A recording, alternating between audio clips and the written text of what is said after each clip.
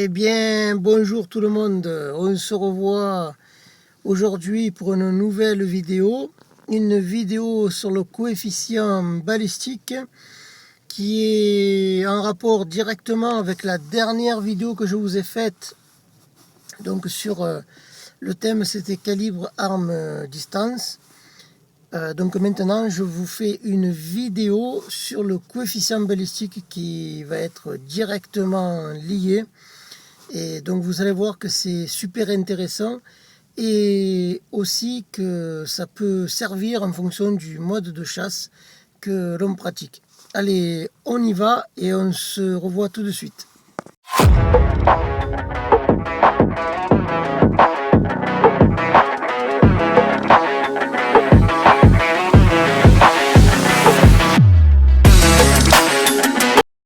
Le coefficient balistique. Alors, qu'est-ce qu'un coefficient balistique?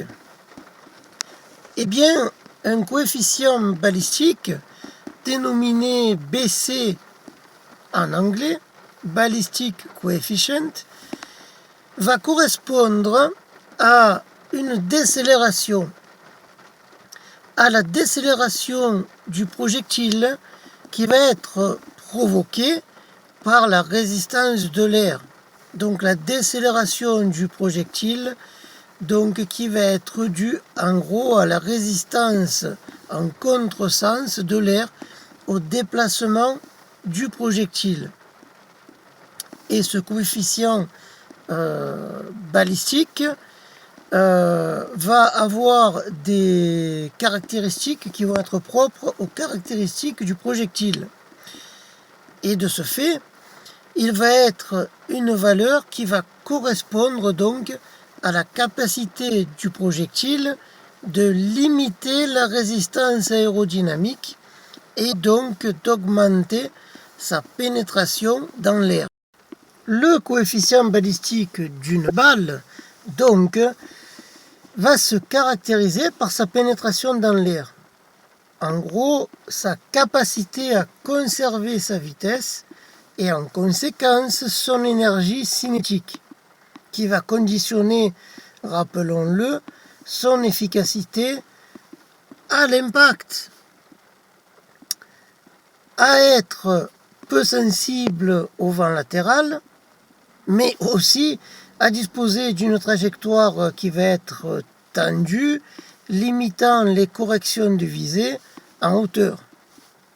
Donc le coefficient balistique, eh bien, cela concerne essentiellement les chasseurs qui vont pratiquer de longues portées, c'est-à-dire ceux qui vont opérer en haute montagne ou en chasse silencieuse en terrain découvert.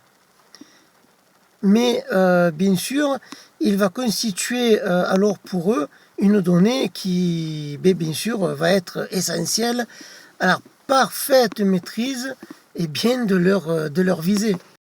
Le coefficient balistique, il va fluctuer entre 0 et 1. Ce sera son indice. Plus cet indice sera élevé, et mieux la balle va préserver sa vitesse, et moins elle va donc se trouver déviée par un vent latéral ou par la composante latérale de ce vent. Le coefficient balistique, il dépend essentiellement du profil de la balle et de sa densité de section. Plus l'ogive sera fuselée, avec une pointe qui sera effilée et un arrière rétrait, que l'on appelle le bobtail, en forme de queue de bateau, mieux elle va pénétrer dans l'air, et donc plus son coefficient balistique va s'élever.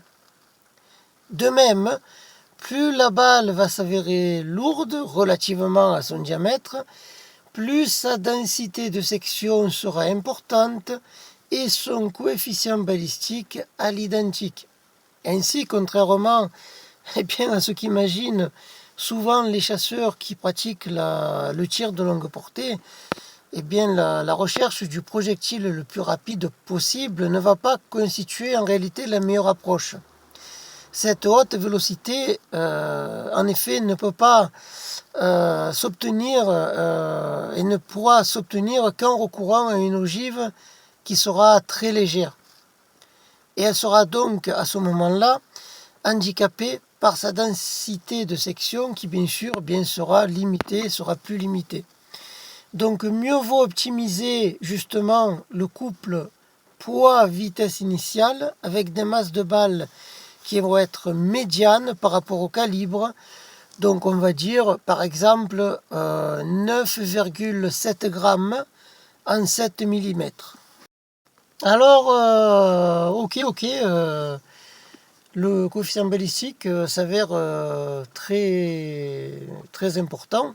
Bon, donc on a vu pour le tir surtout de longue distance.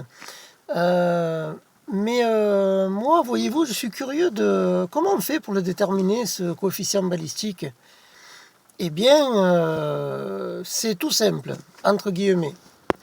Il existe une formule qui va permettre de calculer le coefficient balistique d'un projectile. Donc, le coefficient balistique, eh bien, il va s'obtenir en mesurant le freinage du projectile dans l'air. Donc, le freinage du projectile dans l'air par une température de 21 degrés, un taux d'humidité de 60%, une pression atmosphérique aux alentours des 1013 millibars, qui correspondra en gros à 1 bar, et un vent nul. Donc, bien sûr, vous comprendrez là que ces conditions théoriques qui peuvent s'obtenir peut-être plus ou moins en laboratoire, eh bien, elles ne vont jamais vraiment exactement être remplies dans la pratique. Et donc, le coefficient balistique d'une balle, eh bien, il va pouvoir légèrement varier d'une table balistique à une autre. Mais toutefois, dans une fourchette qui eh bien, sera quand même resserrée. Donc, il faut savoir qu'un coefficient balistique qui va dépasser les 0,450 ou les 0,45 si vous préférez exprimer en 3 chiffres après la virgule ou 2, eh bien il va s'avérer excellent. Entre 0,400, 0,40 et 0,450 ou 0,45, il va être encore très favorable.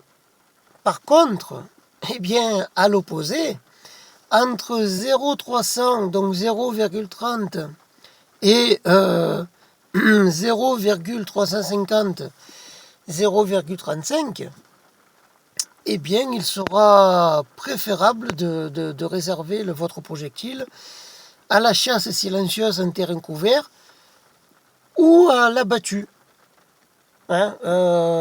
Ces coefficients balistiques-là, 0,3, 0,30, donc, ou 0,300, 0,35 ou 0,350, ce sont en général les caractéristiques d'une balle de battue, ou comme on a dit, de chasse silencieuse en terrain couvert. Au-dessous de 0,300, au-dessous de 0,300, elle devrait être réservée uniquement à la battue. Eh bien oui, comme vous aurez compris, un projectile qui se trouve sous les 0,300 ou sous les 0,30, comme vous voulez, ce sera un projectile à réserver uniquement à la chasse en battue, et exclusivement à la chasse en battue. 0,300 et en dessous, exclusivement chasse en battue. 0,300, 0,350, chasse battue, disons quelques tirs un peu de... Et vous aurez compris que ceux qui chassent en montagne, eh bien, ils ne vont jamais prendre une ogive. Déjà, ce sera des ogives plus légères pour une trajectoire plus tendue, donc une ogive plus rapide. Et un coefficient balistique qui se situera très certainement, pour pas dire certainement, au-dessus des 0,400. Parce que bon, pour des tirs à grande distance, c'est des coefficients balistiques comme ça qu'il faudra avoir. D'ailleurs, ceux qui ont vu la vidéo que j'ai faite dernièrement sur calibre arme distance, eh bien, vous aurez pu déjà, même sans cette vidéo-là, avoir déjà une petite idée.